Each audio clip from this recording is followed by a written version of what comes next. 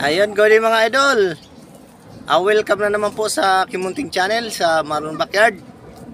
Ayan, mega love shoutout po sa inyong lahat mga idol, mga kabakyard. Mega love shoutout po sa lahat ng aking subscriber. Yan. Tsaka shoutout po sa mga kababayan kong magigiting na OFW. Tsaka kababayan kong nakatira na sa iba't ibang bansa. Yan, shoutout po sa inyo mga idol. Salamat po sa mga bago ko palang subscriber dyan, mga bagong kaibigan ko dito sa YT. Saka sa inyo pa po nakakapag-subscribe mga idol sa aking munting channel. Paki-subscribe naman po mga idol. Ayan, bago ko po ituloy mga kabakyard yung aking update pala sa aking sinalihan na laro. Mag-intro muna po tayo mga kabakyard.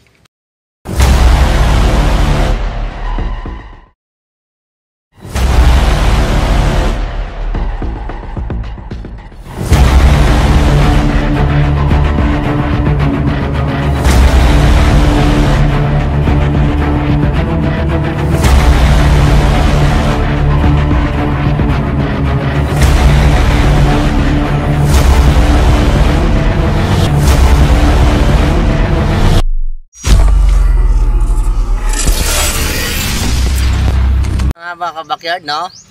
Natapos na rin yung ating sinalihang laro. Ayan, ang result po mga kabakyard, 1 win, 1 loss. Hindi kagandahan mga idol, mga kabakyard. Yung pa-champion natin, hindi pinalad, hindi nakauwi. Yung ating broadcast na SBR mga idol, hindi siya nagwagi, hindi pinalad. Ayan mga kabakyard, ganun pa man mga kabakyard. Kahit ganun ang nangyari sa kanya, hindi pa rin natin mawala yung kanyang dito mga anak. May anak kasi siya dito, bali 3 tong natira dito sa akin. Ayan, may nabili. Ganun pa man, dito pa rin siya sa aking backyard mga kabakyard. Ganun talagang sports natin. Ang mga nakakaintindi lang yan ay yung talagang sabungero din. Pero kung tuloy-tuloy ang lahi mga kabakyard na ganun talagang nangyayari palagi, magandang i-out na sa farm o kaya sa backyard. Pero pag isang beses mga kabakyard, hindi pa naman siguro sapat para i-out natin yung ating mga bloodline na gano'n. Nangyayari naman po talaga kahit kanino yan mga kabakyard. Medyo napuyat mga kabakyard kasi umalis ako dito sa bahay ng anong oras ba yun? 1:30 ng madaling araw ng Sabado mga kabakyard. Tapos nakauwi mga kabakyard. Mga kabakyard, nakauwi kagabi 11 na. Yung last fight ko kasi mga kabakyard, medyo gabing-gabi na nabitawan. Yung hindi nakauwi yung aking SBR na broadcast, hindi siya nakauwi. Pero okay lang yun mga kabakyard. Bawi na lang sa sunod mga kabakyard. Sulyapan ko sa inyo mga kabakyard yung aking isang nanalo. Saglit lang mga kabakyard, papakita ko po sa inyo. Malaga mga kabakyard, ano man ang mangyari, win or lose, malaga nakakapag-update tayo sa ating mga sinalihang laro. Ayan, silipin natin mga kabakyard yung nakauwi. Ayan mga kabakyard, yung pinalad, ito nakauwi siya. Ayan, yung dumating sa akin to mga kabakyard, itlog pa lang pero nakadalawa na siya kahapon mga kabakyard. Konti lang ang kanyang tinamo mga kabakyard. Ayan, nagamot na rin natin yan mga kabakyard.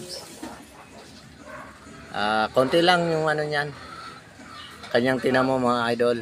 2 beses na yan! Hini ang mga kabakyard, ang kanyang nakabangga hini. Medyo may kagulangan, pero naitawid niya ng maayos, naipanalo niya. Ayan, yung mga susunod natin na Ika ang pangbawi mga backyard. Sana mga backyard pala rin na sa susunod kasi ilang sali ko na sa ganyan. Laging ganun mga kabakyard ang score ko. 1 win, 1 loss. Ayan. Hindi natin mga kabakyard na perfect, hindi natin alam kung saan tayo nagkamali. Pag-aaralan pa natin kung ano pa dapat natin i-improve sa ating conditioning. Yan, kasi sa alaga mga kabakyard, okay naman yung mga alaga natin, malulusog naman tong mga to eh. Sa conditioning na lang mga kabakyard, nagkakatalo talaga. Yan ang pinakang ano talaga mga kabakyard. Kasi yan ang pinakang last talaga mga kabakyard, yung pagkukondisyon na eh.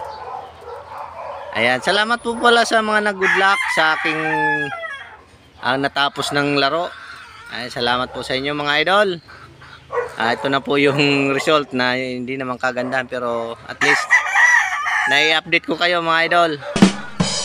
Ayan, bawi na lang susunod.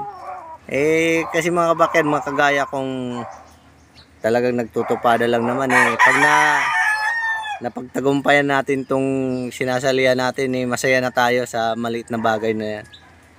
Kung saan may napapatunayan tayo sa pag-aalaga ng manok. Hindi naman kagandahan pero at least nakakapagbigay tayo ng ano sa mga idol natin, mga kabakyard natin diyan.